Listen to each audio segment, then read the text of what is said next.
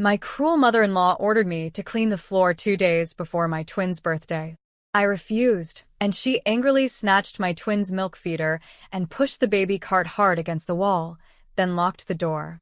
The twins were crying loudly when suddenly my husband arrived and immediately opened the door.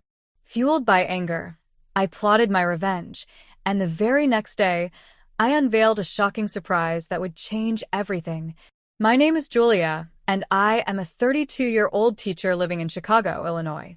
I've been meaning to share my story, not just for myself, but as a warning to others who might find themselves in a similar situation. My journey is one filled with love, betrayal, and the fight for justice, and it all began with the kind of hope that comes with falling in love. Ethan and I met through our mothers, who had been friends for years. They often reminisced about their younger days, and when they discovered we were both single, they saw it as an opportunity to play matchmaker.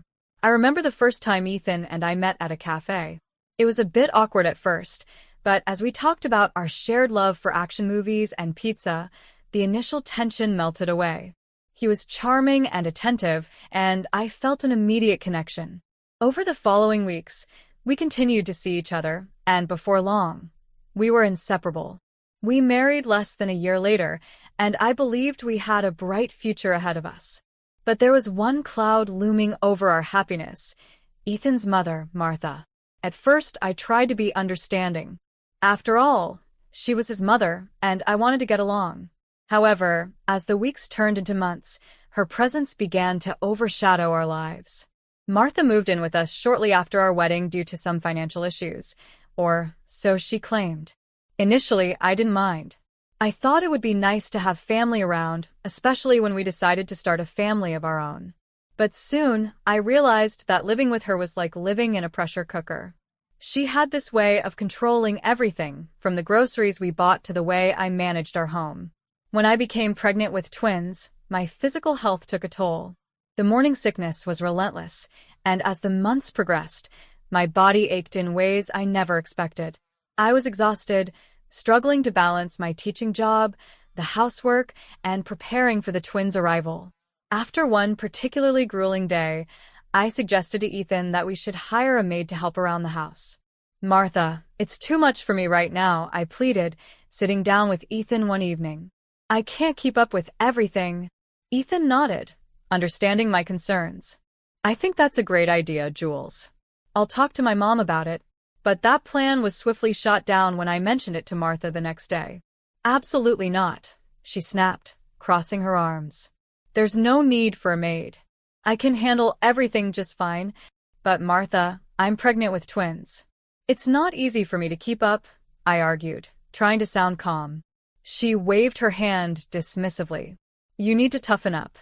It's your responsibility to manage the house, and I won't have anyone else in my home." The conversation left me feeling helpless and defeated. I had hoped for support, but instead, I felt like a servant in my own home. Days turned into weeks, and I found myself increasingly frustrated with Martha's demands. She expected me to cook, clean, and prepare for the twins while she did little more than sit on the couch and criticize my efforts. As my due date approached, the stress mounted. One afternoon, as I lay on the couch, I felt sudden, sharp pains. Panic gripped me. Ethan was at work, and I needed to get to the hospital, but Martha was there, sprawled out in the living room, oblivious to my distress. "Martha," I gasped, trying to catch my breath. "I think I'm going into labor. I need to go to the hospital." She glanced up briefly before turning back to the TV. "That's your problem, Julia. Handle it yourself." I was stunned by her coldness. Desperation surged through me, and I grabbed my phone, calling Ethan. "Please, I need you. I think the babies are coming." His voice was laced with concern. "I'm on my way, Julia. Just hold on." The wait felt like an eternity, but Ethan finally arrived, and together we rushed to the hospital. The delivery was intense, and after what felt like hours, I finally heard the cries of my twins, a boy and a girl. Ethan's face lit up with joy as he held them for the first time, but my heart was heavy. The reality of our living situation loomed over me. When we returned home the next day, I was exhausted but eager to begin this new chapter with our children. However, my relief was short-lived. Martha wasted no time in demanding that I take care of the household chores. "Julia, you need to clean this place up," she ordered, her arms crossed as she stood in the kitchen. "The house looks like a disaster." I stared at her, incredulous. "Martha, I just had twins. I need time to rest and bond with them." She huffed. "You're not the only one living here. I expect you to pull your weight." That day, I felt my frustration boiling over. It wasn't just about the chores. It was about the way Martha treated me, like I was nothing more than a maid in my own home. I took a deep breath, trying to calm myself, but as I looked at my babies, I realized I needed to stand my ground. It was in that moment of anger and sadness that I resolved to do something about Martha's behavior. I couldn't let her control our lives anymore, not when it affected my children. I just didn't know how I would confront her. But deep down, I knew I had to protect my family at all costs. The struggle was just beginning, and I had to prepare myself for what lay ahead. After bringing the twins home, I thought things would settle down, but Martha's control only tightened. Each day felt like a battle between her demands and my need to care for my newborns. Ethan was supportive, but he was often at work, and I found myself alone, navigating the chaos. One afternoon, as I fed the twins, Martha burst into the living room, hands on her hips. "Julia, the house is a mess. You really need to start taking this seriously. It looks like a tornado hit it." I looked around, overwhelmed. Toys were scattered, and a few dirty dishes sat in the sink. But I was doing my best. "Martha, I just gave birth to 2 babies. I'm doing the best I can here." "Your best isn't good enough," she shot back, her voice cold. "You can't expect me to live in filth. Get it together." Frustration bubbled inside me, and I fought back tears. It felt like I was drowning, suffocated by her demands and expectations. I wanted to scream, to tell her that I was a mother now, not just her daughter-in-law. But every time I opened my mouth, her piercing gaze silenced me. As the days passed, I noticed more troubling signs of Martha's disregard for the twins. One day, I was in the kitchen preparing a bottle for my daughter when I heard her cries from the nursery. I rushed in to find Martha standing by the crib, looking exasperated. "Can you not control them? They've been crying for ages," she snapped. "Martha, they're newborns. They cry. It's what they do," I replied, feeling the heat rise in my cheeks. "Not for this long," she retorted, pushing the stroller harshly as if to quiet them. My heart sank. The way she handled my children made my skin crawl. Determined to document her behavior, I decided to install hidden cameras in the nursery. I needed proof of what I suspected. Martha's treatment of my twins was neglectful at best. It was a risky move, but I felt I had no choice. I couldn't let her harm my children without consequences.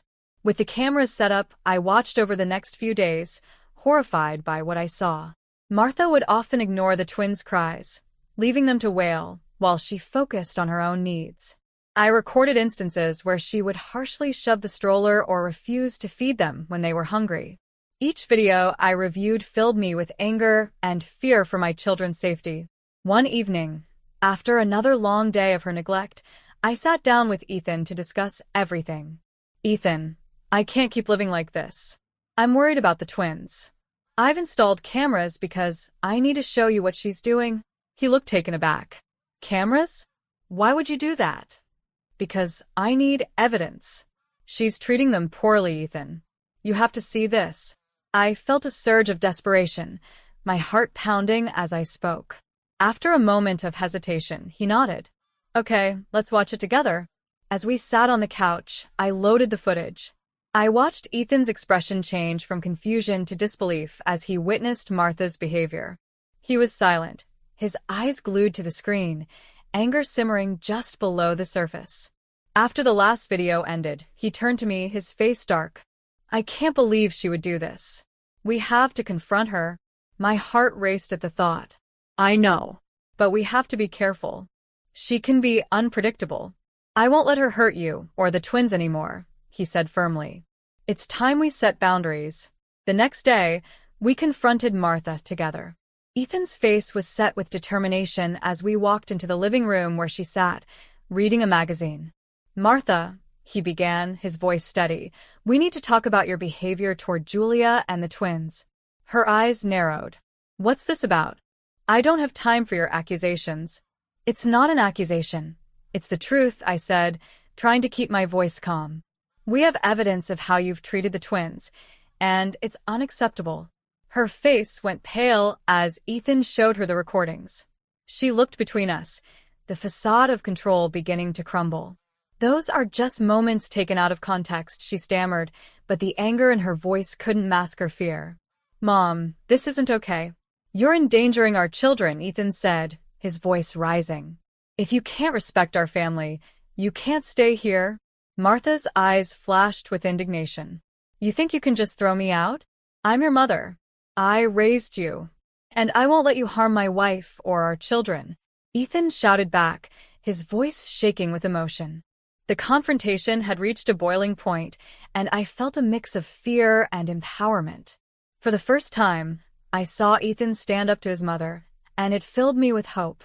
But I also knew this was just the beginning of a long fight.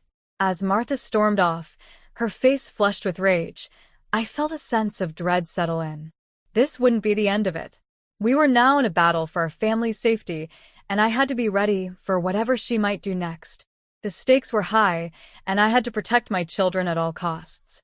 The confrontation with Martha left an uncomfortable tension hanging in the air. Ethan and I both felt the aftermath like a storm brewing on the horizon, but we had crossed a threshold that couldn't be undone. He had stood up to her for the first time, but I could tell Martha wouldn't take this lightly. As I sat nursing the twins that night, I couldn't shake the feeling that things were about to escalate. The following days were tense. Martha retreated into herself, barely speaking to either of us. She moved through the house like a ghost, her silence deafening. I half expected her to lash out, but instead, she seemed to simmer with resentment. It was unnerving, and I found myself on edge, constantly checking the nursery cameras for any signs of her neglect. One afternoon, I was sitting on the couch with the twins when I heard the front door slam shut. I looked up to see Ethan entering, his face flushed. "I just got off the phone with my mom," he said, his voice tight. "What did she want?" I asked, feeling a knot form in my stomach. "She's claiming that we're trying to keep her from her grandchildren," he replied, his jaw clenching. "She says she's going to tell everyone that we're unfit parents." My heart raced. Is she serious? She has no right to say that. We have proof of her neglect. "I know," Ethan said, running a hand through his hair. "But I'm worried she'll go to extreme lengths to prove her point. We need to be careful." I nodded, feeling the weight of our situation pressing down on me. I had hoped that confronting her would lead to some kind of resolution, but it seemed to have only fueled her anger. That night, as I lay in bed, I couldn't sleep. My mind raced with thoughts of what Martha might do next. I had heard stories about how toxic family members could turn others against their own, and I didn't want that for my children. They deserve to grow up in a loving environment, free from fear and manipulation. As the sun rose the next morning, I decided to take proactive steps to protect my family. I began documenting everything: Martha's behavior, her comments, and the instances of neglect captured on the cameras. I created a detailed log, noting dates and times, alongside the video evidence. I knew that if it came to a legal battle, I needed to be prepared. Later that day, while the twins napped, I contacted a family lawyer I had found online. My heart pounded as I explained the situation, feeling both empowered and terrified. "I need to know my options," I said, my voice shaky.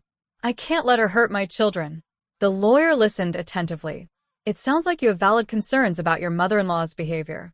With the evidence you've gathered, you could potentially file for a restraining order or take further legal action if necessary." I felt a mix of relief and dread wash over me. "What if she retaliates?" I asked. "We can help you with that," the lawyer assured me. "You have rights as a parent, and it's important to protect your children." After our call, I felt a renewed sense of determination. I wasn't going to let Martha control our lives any longer. That evening, Ethan and I sat down again to discuss the lawyer's advice. "Julia, you've done everything right," he said, wrapping his arm around me as I held the twins. If this is what it takes to keep our family safe, we have to move forward. I nodded, grateful for his support. I just want to make sure they're safe. I can't bear the thought of her trying to take them away from us. The next week, we filed for a restraining order against Martha, detailing her neglect and the emotional abuse we had endured. The process was nerve-wracking, but I felt a sense of relief with each step we took. I was reclaiming control of my life and my family.